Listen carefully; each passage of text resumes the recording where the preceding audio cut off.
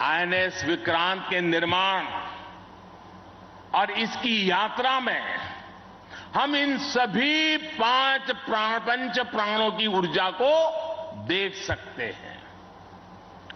INS Vikrant इस ऊर्जा का जीवन संयंत्र है। अभी तक इस तरह के एयरक्राफ्ट कैरियर केवल विकसित देश ही बनाते थे। आज भारत ने इस लीग में शामिल होकर विकसित राष्ट्र की दिशा में एक और कदम बढ़ा दिया है। साथियों, जल परिवहन के क्षेत्र में भारत का बहुत गौरवमयी इतिहास रहा है। हमारी समृद्ध विरासत रही है। हमारे यहां नौकाओं और जहाजों से जुड़े श्लोकों में बताया गया है, दीर्घिका तरणी ही लोला गत्वरा गामिनी तरीहि जंगाला प्लाविनी चैव धारिणी वेगिनी तथा। ये हमारे शास्त्रों में इतना वर्णन है। दीर्घिका तरुणी लोला गत्वरा गामिनी जंगाला प्लाविनी धारिणी वेगिनी। हमारे यहां जहाजों और नौकाओं के अलग अलग आकार और प्रकार होते थे। हमारे वेदों में भी नौकाओं, जहाजों और समुद्र से जुड़े कितने ही मंत्र आते हैं।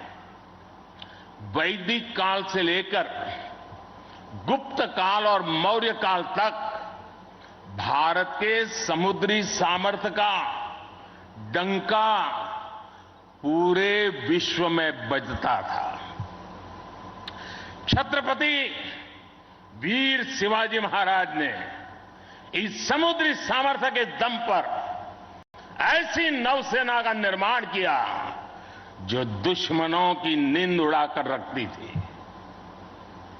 जब अंग्रेज भारत आए तो वो भारतीय जहाजों और उनके जरिए होने वाले व्यापार की ताकत से घबराए रहते थे। इसलिए उन्होंने भारत की समुद्री सामर्थ्य की कमर तोड़ने का फैसला लिया। इतिहास गवाह है कि कैसे उस समय ब्रिटिश संसद में कानून बनाकर भारतीय जहाजों और व्यापारियों पर कड़े प्रतिबंध लगाए दिए गए थे। भारत के पास प्रतिभा थी, अनुभव था, लेकिन हमारे लोग इस कुटिलता के लिए मानसिक रूप से तैयार नहीं थे। हम कमजोर पड़े और उसके बाद गुलामी के कालखंड में अपनी ताकत को धीरे धीरे भुला बैठे। अब आजादी के अमृत काल में भारत अपनी उस खोई हुई शक्ति को वापस ला रहा है। उस ऊर्जा को फिर से जगा रहा है। साथियों, आज 2 सितंबर 2022 की ऐतिहासिक तारीख को इतिहास बदलने वाला एक और काम हुआ है। आज भारत ने गुलामी के एक निशान, गुलामी के एक बोझ को अपने सीने से उतार दिया है। आज से भारतीय नौसेना को एक नया ध्वज मिला है। अब तक भारतीय नौसेना के ध्वज पर गुलामी की पहचान बनी हुई थी, लेकिन अब आज से छत्रपति शिवाजी महाराज से प्रेरित नौसेना का नया ध्वज समंदर और आसमान में लहराएगा।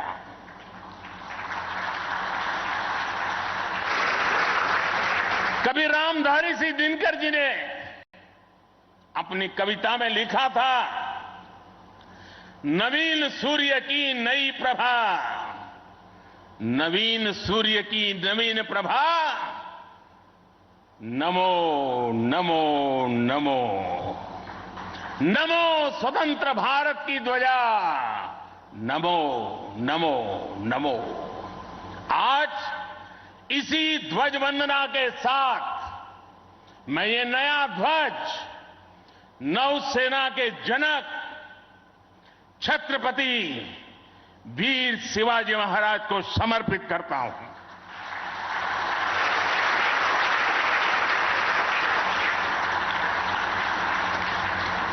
मुझे विश्वास है भारतीयता की भावना से ओतप्रोत ये नया ध्वज भारतीय नौसेना के आत्मबल और आत्मसम्मान को नई ऊर्जा देगा।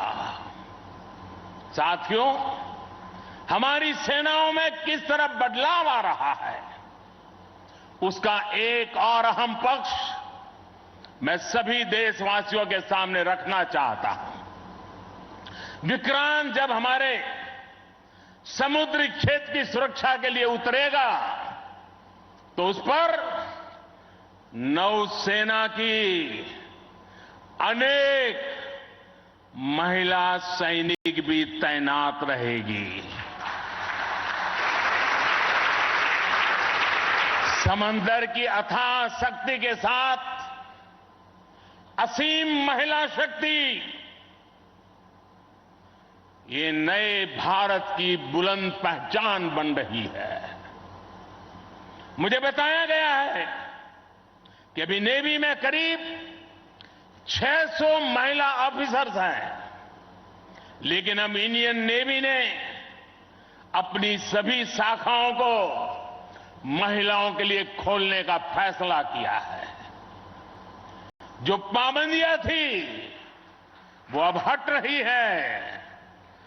जैसे समर्थ लहरों के लिए कोई दायरे नहीं होते, वैसे ही भारत की बेटियों के लिए भी अब कोई दायरे या बंधन नहीं है।